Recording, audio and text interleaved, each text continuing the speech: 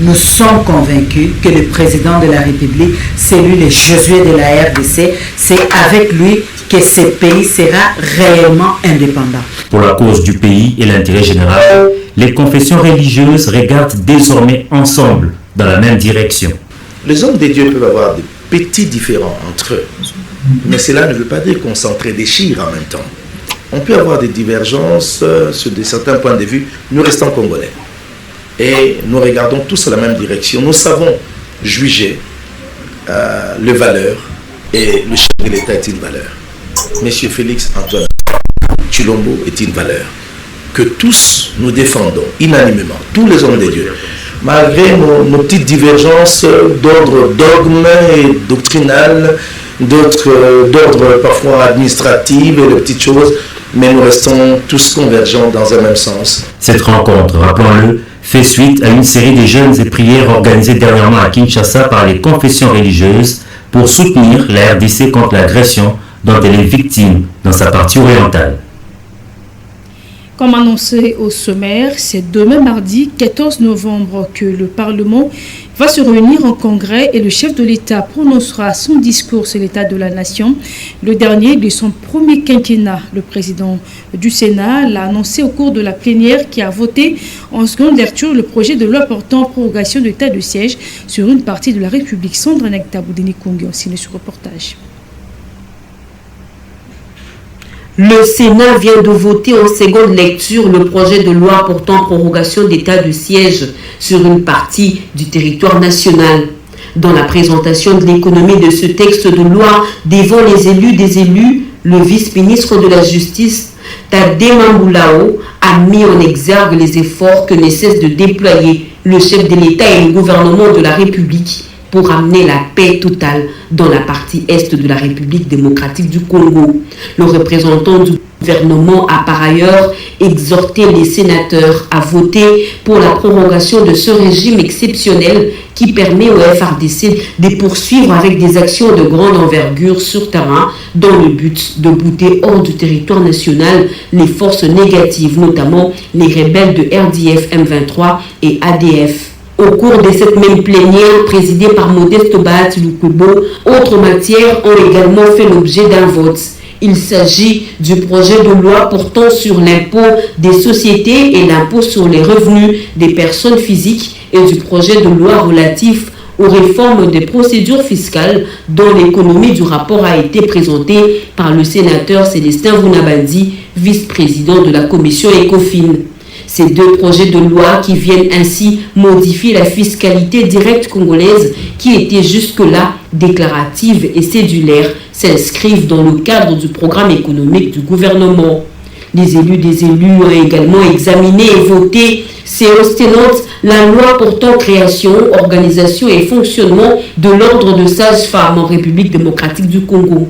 Texte de loi renvoyé à la Chambre haute du Parlement par le chef de l'État pour un examen en vue d'une clarification de certaines définitions, à savoir sage-femme, pratique sage-femme et accoucheuse. Il faut noter que la proposition de loi fixant création, organisation et fonctionnement des tribunaux de commerce et celle relative au régime spécial de sécurité sociale de parlementaires ont été envoyés à la commission permanente du Sénat réunissant les commissions PAJ et socio-culturelles. Un délai de 48 heures a été accordé à cette commission pour un examen approfondi de ces deux propositions de loi avant de présenter le rapport devant la plénière.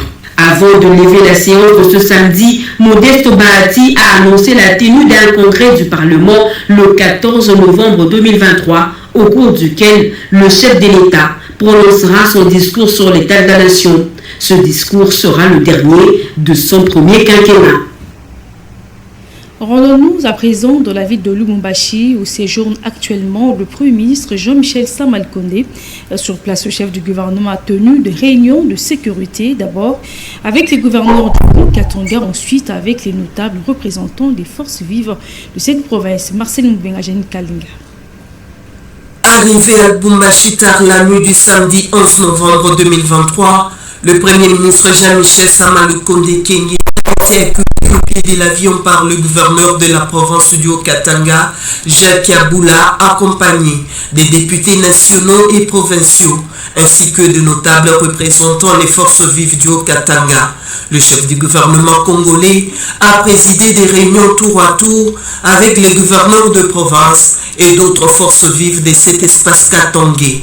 Des questions de sécurité de l'espace Grand Katanga ont été passées au peigne fin. Le Premier ministre Jean-Michel Sama Lukonde a aussi échangé avec Eddie Kapeng, général des brigades et commandant de la 22e région militaire.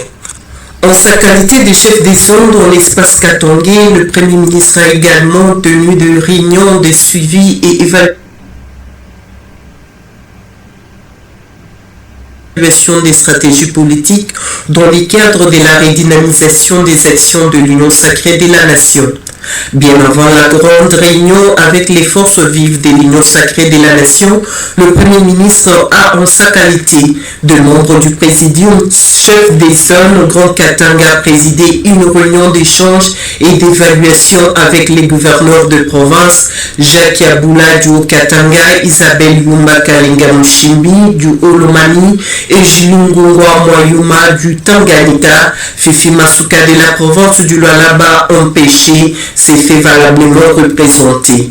Au niveau du chapiteau d'épaulement de Lubumbashi rempli comme un œuf, les députés nationaux et provinciaux, les chefs des groupements et partis politiques, les notables et membres des directoires des différentes associations, des jeunes de l'Union sacrée ont répondu massivement à l'invitation du Premier ministre et accueilli favorablement son message. Parlons à présent de ces travaux sur la loi concernant les blanchiments des capitaux et les financements des terrorismes. Les acteurs de la société civile ont été sensibilisés sur ces matières. Au bout des enquêtes financières, les avoirs issus du crime devraient être retracés, recouvrés et confisqués. C'est le credo de la CNRF à l'issue de cette formation régionale. Au sujet des avoirs issus du crime, justement, le secrétaire exécutif Adler Kishula s'est interrogé en ces termes.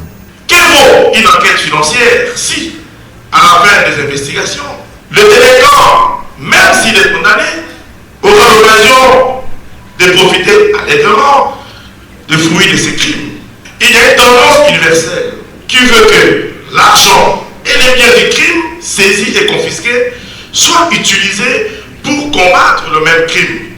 Voilà pourquoi nous apprécions l'expérience partagée à l'occasion de cette formation, notamment celle qui consiste à la vente de certains biens saisis et confisqués au fin de préserver leur valeur pénale jusqu'à la fin de la procédure judiciaire. Le partenaire salue l'action de la CNRF sur terrain. Le secrétaire exécutif de la CNRF, il donne une vraie impulsion parce qu'en réalité, on ne peut pas lutter contre la délinquance en occultant cet aspect saisie des avoirs criminels, parce que le mobile du crime, c'est le gain de l'argent. Il faut aller encore plus loin pour accentuer la répression, et la sanction doit également porter sur le patrimoine de la personne.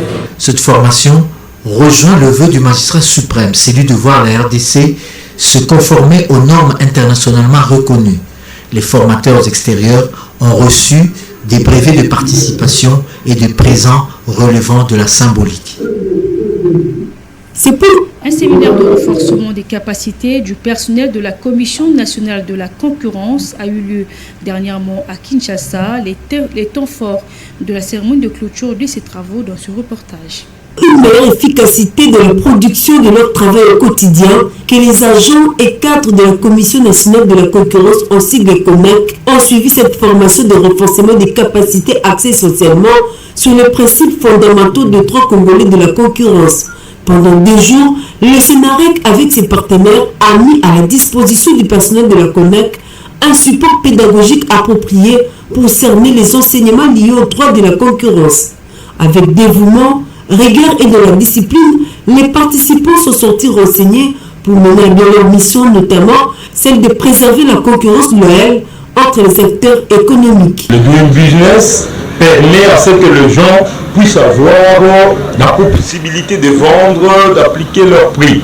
Dans cette concurrence, il y a une réglementation. La concurrence ne doit pas être perçue comme une jungle. Et c'est ça qui est même l'idée forte au chef de l'État et le président Félix-Antoine Tshisekedi Tshilombo de faire en sorte que la classe moyenne congolaise soit bien renforcée et que le bagage cognitif ne fasse pas défaut. Ils ont acquis de nouvelles compétences pour exercer avec performance en vue d'un bon rendement du service à tous les niveaux. Et le coordonnateur de la CONAC s'en félicite de la matérialisation de cet atelier. Pour cette première phase, l'atelier a été sanctionné par la remise des brevets de participation au personnel de la Commission nationale de la concurrence.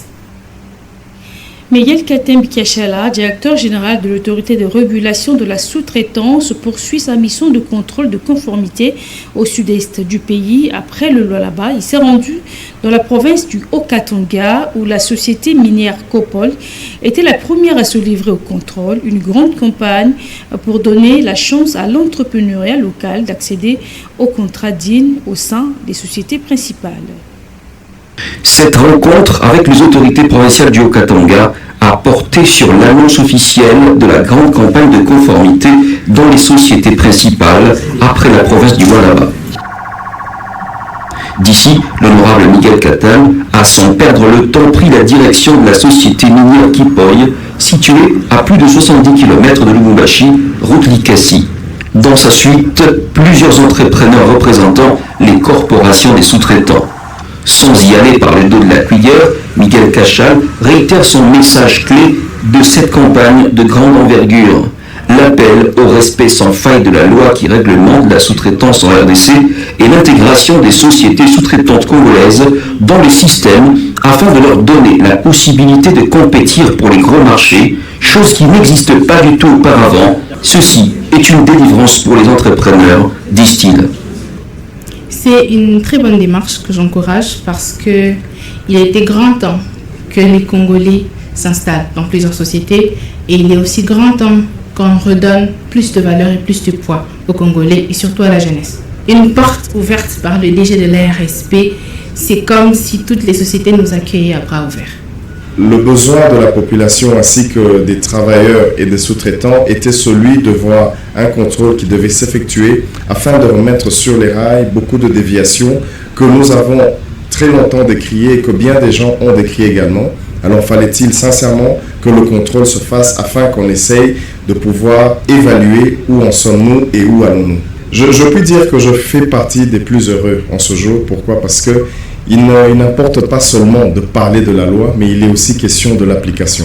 Alors l'application de la loi fait que faisons respecter notre pays ainsi que le travail des entrepreneurs et surtout la mission que le chef de l'État lui a assignée qui est celle de pouvoir faire des millionnaires. Cela a été comme une histoire ou un raconteur, mais aujourd'hui on le vit. Et personnellement, je puis vous attester que beaucoup de sociétés qui ont été recommandées font partie de ceux qui sont les plus heureux. L'entendez sûrement, le secteur de la sous-traitance est en train de connaître un bouleversement positif sans précédent grâce à l'implication personnelle du chef de l'État qui met toutes les batteries en marche en faveur de l'indépendance économique de la RDC. D'une province à une autre, sentiment de chaud. Après quelques mois de calvaire des habitants de Lusambo, dans la province du Sankuru, vécu sans eau, eh bien cette population vient de renouer avec la fourniture en eau potable grâce à la régie des eaux Sankuru, une action sociale rendue possible avec l'implication personnelle du gouverneur de cette province, Serge Malemata. Après plus de 10 mois de calvaire, les habitants de la ville de Lusambo peuvent désormais pousser un ouf de soulagement après la reprise des fournitures en eau potable opérées par la direction régionale de la régie des eaux Sankuru. Cette action de haute portée sociale a été rendue possible grâce à l'implication personnelle du gouverneur des provinces, Gilles Lodi et Mungu. Le gouverneur se prévoit tout ce qui est en train d'être fait. C'est pour l'intérêt de ma population. Le plus important pour moi, c'est de voir mes compatriotes être desservis. Les responsables, la direction régionale, la régie des eaux n'ont pas manqué d'exprimer toute la reconnaissance à l'autorité provinciale pour les efforts consentis et son implication personnelle ayant abouti à la résolution dans les meilleurs délais de cette situation. Il fallait intervenir sur le groupe électrogène de la régie des eaux. On venait d'acquérir une nouvelle pompe d'injection. Et voilà, les choses marchent très bien. La pompe, c'est avec la négociation, c'est le gouverneur qui a négocié avec nos partenaires qui sont régionaux et qui sont venus avec la pompe d'injection. Et c'est grâce à cette pompe d'injection que le groupe électrogène est en train de fonctionner. Par ailleurs, l'eau potable n'est plus idéale rare sur une grande partie de la ville de Lusambo, chef-lieu de la province d'Issankuru.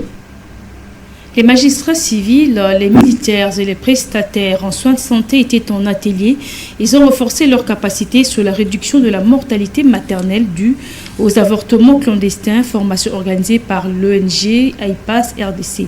D'autres détails avec Franklin et Claire Kalongo. Les droits sexuels et reproductifs sont des droits fondamentaux qui sont souvent mal compris ou ignorés. Pourtant, ils sont essentiels pour la santé et le bien-être de tous les individus. C'est dans cette logique que les magistrats civils et militaires, les avocats, le prestataire en soins complets d'avortement centrés sur la femme et les data managers des différentes zones de santé du Kassai prennent part à Chikapa à un atelier de formation organisé par AIPAS RDC dans le but de clarification de valeurs pour la transformation des attitudes face à la santé de la reproduction. L'année passée, AIPAS, qui appuie le gouvernement congolais, est venu implémenter ici, dans cette province, son programme. On a formé les magistrats, on a formé les prestataires, on a formé les communautaires, et tout cela, c'est pour lutter contre les décès maternels. Motif de satisfaction pour ceux qui viennent d'être outillés. Vraiment, nous disons d'abord un grand merci à AIPAS, qui est l'organisateur et qui se soucie de la population parce qu'ils ont eu le temps d'observer, de voir combien la population est en train de périr par ignorance. Ces assises qui se sont déroulées à des différents sites ont été animées par le staff AIPAS venu de Kinshasa avec un accent particulier sur le projet Maputo. Ils ont accepté de fumer le 4.